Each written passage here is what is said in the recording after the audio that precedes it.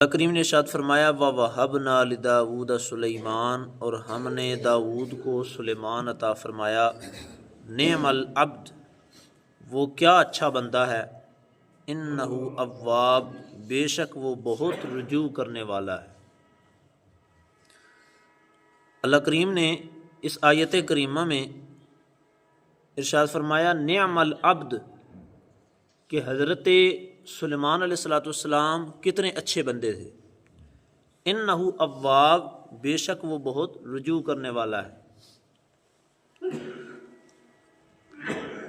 گزشتہ آیات میں حضرت سیدنا داؤد علیہ نبینا علیہ السلام کی بھی یہ صفت بیان ہوئی تھی کہ اللہ کریم نے ان کے متعلق بھی فرمایا انہ اواب۔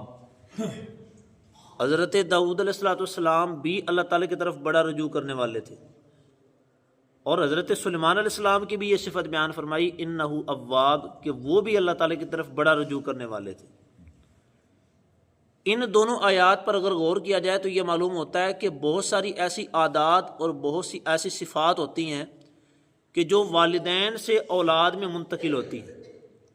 یعنی والدین کے اندر اگر اچھی عادات ہوں، والدین کے اندر اگر نیک عادات ہوں، تو بہت دفعہ ایسا ہوتا ہے کہ اللہ تعالیٰ اولاد کو بھی وہ عطا فرما دیتے ہیں۔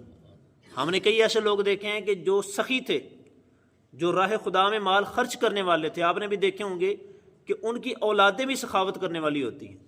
والدین نیک تھے، اولادیں بھی نیک ہوتی ہیں۔ والدین اچھے تھے تو اولاد بھی اچھی ہوتی ہے۔ والدین حسن اخلاق والے تھے تو اولاد بھی حسن اخلاق والی ہوتی ہے۔ تو اپنے اندر اچھی عادات کو پیدا کرنا چاہیے کہ تاکہ اولاد پر اس کا اچھا اثر پڑے، اولاد کے اندر اچھی عادات منتقل ہوں۔ اور دوسری بات یہ یہاں پر قابل غور ہے کہ اللہ کریم نے دیکھیں حضرت سلیمان علیہ السلام اللہ تعالیٰ کے نبی ہیں۔ حضرت سلیمان علیہ السلام اللہ تعالیٰ کے نبی ہیں، اور اللہ کے نبی میں کوئی ایک خوبی نہیں ہوتی، بہت ساری خوبیاں ہوتی ہیں، بے شمار خوبیاں ہوتی ہیں۔ لیکن اللہ تعالیٰ نے یہاں پر جو صفت بیان فرمائی وہ یہ فرمائی کہ انہ اواب، حضرت سلیمان علیہ السلام اللہ تعالیٰ کی طرف بڑا رجوع کرنے والے تھے۔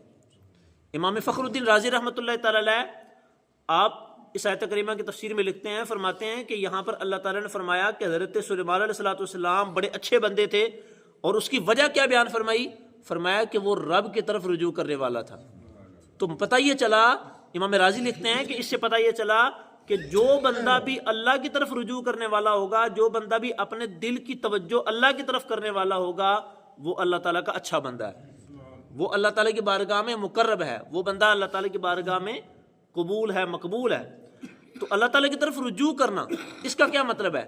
مفسرین لکھتے ہیں کہ اس کا مطلب یہ ہے کہ اگر بندے سے کوئی خطا ہو جاتی ہے، اگر بتقاضۂ بشریت انسان کوئی خطا کر بیٹھتا ہے، تو بندہ جو ہی خطا ہو جائے فوراً اس سے توبہ کرے، فوراً اللہ تعالیٰ کی طرف لوٹ آئے کہ یا اللہ مجھ سے یہ غلطی ہو گئی، یا اللہ میں اس سے معافی مانگتا ہوں۔ یہ رجوع کرنا ہوتا ہے کہ اگر بندے سے کوئی غلطی ہو جاتی ہے تو فوراً توبہ کرے۔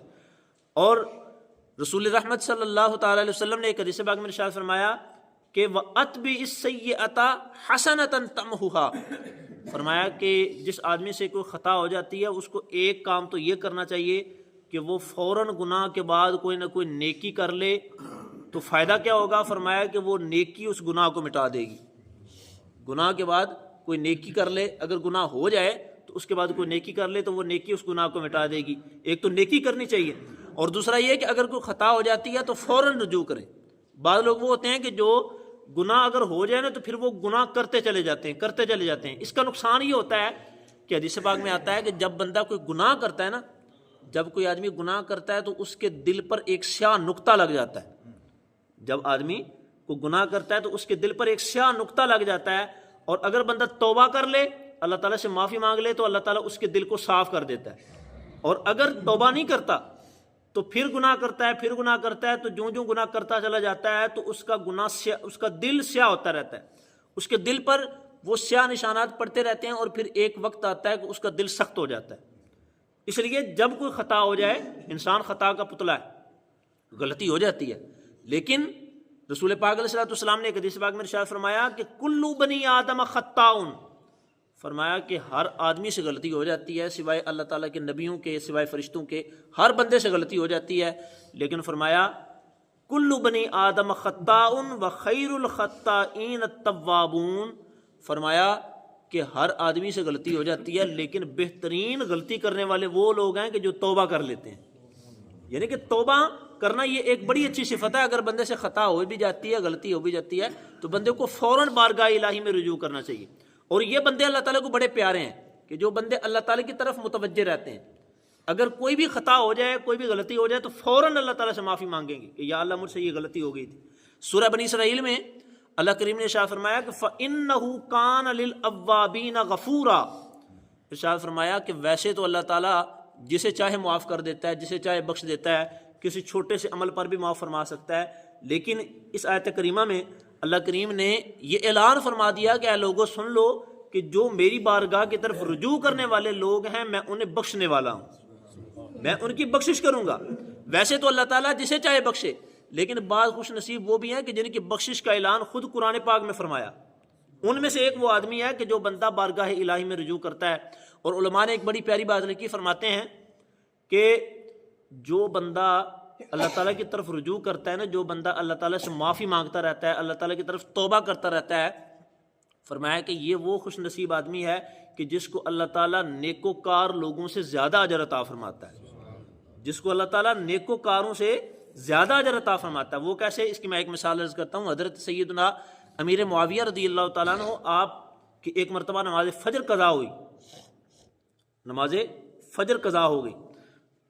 تو اگلا دن جب آیا اور فجر کا وقت آیا تو ایک آدمی نے دروازے پر دستک دی اور اس نے کہا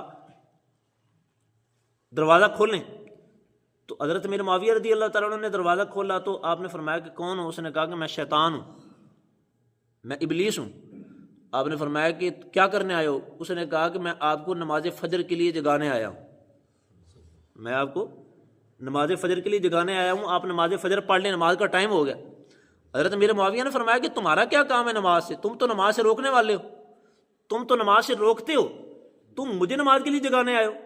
تو اس شیطان نے کہا کہ حضور اصل بات یہ ہے کہ کل آپ کی نماز میں نے قضا کروا دی تھی، تو آپ سارا دن اللہ تعالیٰ کی بارگاہ میں اتنا روئے کہ اللہ تعالیٰ نے آپ کو کئی 100 نمازوں کا ثواب عطا فرما دیا.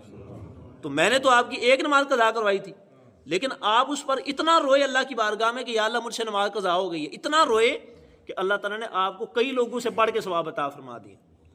تو اس لیے میں نے کہا کہ آج ایک ہی پڑھ لے تو ٹھیک ہے، اگر آپ پھر رونا شروع کر دیا تو اللہ تعالیٰ نے آپ کو زیادہ ثواب دے دینا. تو عرض یہ کرنا مقصد ہے کہ جب بندہ اللہ تعالیٰ کی بارگاہ میں توجہ کرتا ہے، اگر کوئی خطا ہو جاتی ہے، غلطی انسان سے ہو جاتی ہے، اگر بندہ رب تعالیٰ کی بارگاہ میں رجوع کرنے والا ہو تو اللہ تعالیٰ اس کو کئی گنے ثواب عطا فرما دیتا ہے. تو یہ دعا کرنی چاہیے کہ اللہ تعالیٰ ہم سب کو اپنی بارگاہ میں رجوع کرنے والا بندہ بنائے.